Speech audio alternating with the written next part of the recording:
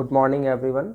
Last class में हम लोग डिस्कस किए थे thermodynamic derivation of relative lowering of vapour pressure. Okay, तो उसमें हमारे पास जो इक्वेशन आया था that is P not A minus P H divided by P not A is equal to chi B, where chi B is the mole fraction of solute. ठीक है, तो ये इक्वेशन हम लोग लास्ट क्लास में discuss किए थे और आज के वीडियो में हम लोग डिस्कस करेंगे determination of molar mass of solute from relative lowering of vapour pressure.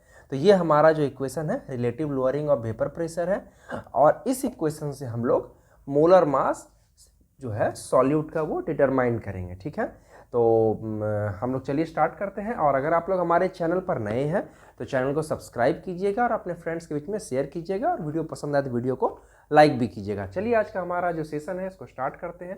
तो देखिए हम लोग ये जो हमारे पास इक्वेशन आया था ये लास्ट क्लास में हम लोग ये डिराइव किए थे और इस जो लास्ट क्लास में हम लोग डिस्कस किए थे वो लेक्चर का जो लिंक है इस वीडियो के डिस्क्रिप्शन बॉक्स में डाला हुआ है, आप वहाँ जा कर के उसे देख सकते हैं और उसके बाद आप यहाँ पर इस वीडियो को प्रेफर कर सकते हैं, मगर आप यहाँ से भी इसको कंटिन्यू कर सकते हैं अगर आप चाहें तो। This is our equation for relative lowering of vapour pressure and or we can say that it is the relation between the relative lowering of vapor pressure and molar mass of solute that is chi b। हम लोग assume करते हैं कि एक हमारे पास solution है जिसमें दो कंपोनेंट है A and B, where B जो है हमारा वो सॉल्यूट है और ए जो है वो सॉल्वेंट है।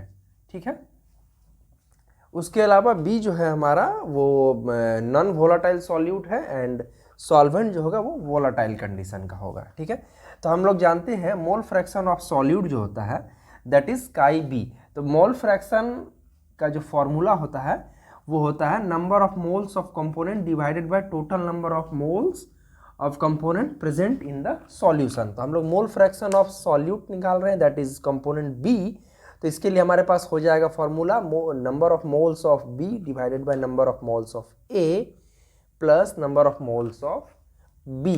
ठीक है, तो ये जो हमारे पास फॉर्मूला है N B by N A plus N B, इसको हम लोग लिख सकते हैं N B by N A, क्योंकि यहाँ पर हम लोग लिखेंगे कि N B is very very small, that's why the term N B can be neglected in the denominator, क्योंकि जो सॉल्यूशन है हमारा वो आइडियल सॉल्यूशन है और मतलब डाइल्यूट सॉल्यूशन जो होता है वो जनरली आइडियल कंडीशन को फुलफिल करता है। ठीक है, तो हम लोग ये जो भी स्टडी कर रहे हैं आइडियल सॉल्यूशन के लिए स्टडी कर रहे हैं और ये जनरली डाइल्यूट सॉल्यूशन भी है। ठीक है, तो जब डाइल्यूट सॉल्यूशन है तो उस केस में एन बी का जो वैल्यू होगा बहुत स्मॉल होगा, मतलब सॉल्यूट का कंपोनेंट जो है सॉल्यूशन में बहुत कम रहेगा, इतना कम रहेगा कि उसको हम लोग नेग्लेक्ट कर सकते हैं। ठीक है, तो इसलिए इस डिनोमिनेटर में हम लोग एन बी का जो टर्म है number of moles of component B को हम लोग यहाँ पर नेग्लेक्ट कर दिए हैं। ठीक है, तो इसलिए हम लोग यहाँ पर जो है ये वाले इक्वेशन के जगह पर N B by N A लिख सकते हैं। ठीक है, देन आफ्टर हम लोग जानते हैं N B by N A is equal to हम लोग लिख सकते हैं एन बी हो गया हमारा number of moles of B is equal to लिख सकते हैं weight of B that is W B by M B. Okay, divided by N A के लिए लिख सकते हैं हम लोग W A by W A divided by M A. ठीक है, वेयर डब्ल्यू बी और डब्ल्यू ए जो है हमारा वेट ऑफ गिवन मतलब given mass of component A and B respectively and M A and M B are the molar mass of component A and B respectively. ठीक है, तो इसको यहाँ पर ध्यान रखेंगे। तो एन बी के लिए हम लोग ये वाले फॉर्मूले को यूज़ करेंगे, एन ए के लिए ये लिख सकते हैं, मतलब N B is equal to A number of moles equal to given mass divided by molar mass हमारा फॉर्मूला होता है। इसको फर्दर रीअरेंज करेंगे तो हमको मिलेगा W B by M B into यहाँ का एम ए ऊपर आ जाएगा, that is M A by W A. ठीक है, तो ये हमारा फॉर्मूला आ गया। और ये कितना के बराबर है, वो इसके बराबर है, दैट इज ये जो हो जाएगा हमारा P not A minus P S divided by P not A, that is relative lowering of vapour pressure के बराबर हमारा ये फॉर्मूला हो जाता है। ठीक है, अब यहाँ पर हम क्या देख रहे हैं, देखिए एम बी क्या है, हमारा मोलर मास है, क्या, किसका, कंपोनेंट बी का। तो कंपोनेंट बी क्या है, हमारा सॉल्यूट है।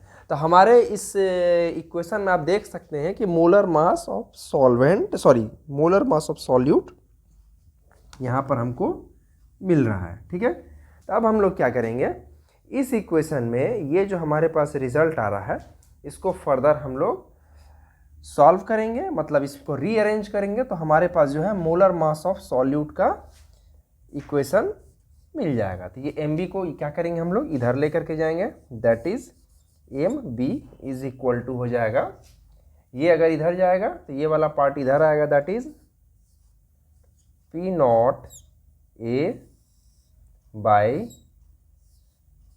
P not A minus P S. ठीक है, ये वाला पार्ट उधर गया है तो ये पार्ट इधर आया। अब बाकी जो है हमारा सेम टू सेम रहेगा, that is W B into M A by W A. ठीक है, तो ये हमारे पास फाइनल इक्वेशन आ गया है, that is M B is equal to W B into M A, this is W B given weight और the given mass of component B और the solute, this is the molar mass of A और solvent हम लोग कह सकते हैं। P not ए हो जाएगा हमारा vapour pressure of component A in the solvent या फिर vapour pressure of solvent, and this is the P S is the vapour pressure of solution हो जाएगा। ठीक है, तो ये हमारे पास जो है फाइनल इक्वेशन आ गया। और ये इक्वेशन जो है हमारा यूज करके हम लोग जो है मोलर मास जो है सॉल्यूट का मोलर मास को डिटरमाइन कर सकते हैं। ठीक है, और इसको ये भी बोल सकते हैं, this is equation of relative lowering of vapour pressure and it's mole fraction. हालांकि मोल फ्रैक्शन तो अब यहाँ रह नहीं गया है, ये तो पूरा का पूरा हमारा चेंज हो गया है। तो मेन ये हमारा जो इक्वेशन है that is the molar mass of solute को फाइंड करने के लिए जिस इक्वेशन की जरूरत है ये हमारा वो वाला इक्वेशन है। ठीक है, तो आज के वीडियो में बस हम लोग यहीं तक डिस्कस करेंगे। अगर आपको हमारा वीडियो पसंद आया हो तो चैनल को जरूर सब्सक्राइब कीजिएगा और अपने फ्रेंड्स के लिए शेयर कीजिएगा। ठीक है, फिर मिलते हैं अगले वीडियो में एक नए टॉपिक के साथ, तब तक के लिए बाय बाय।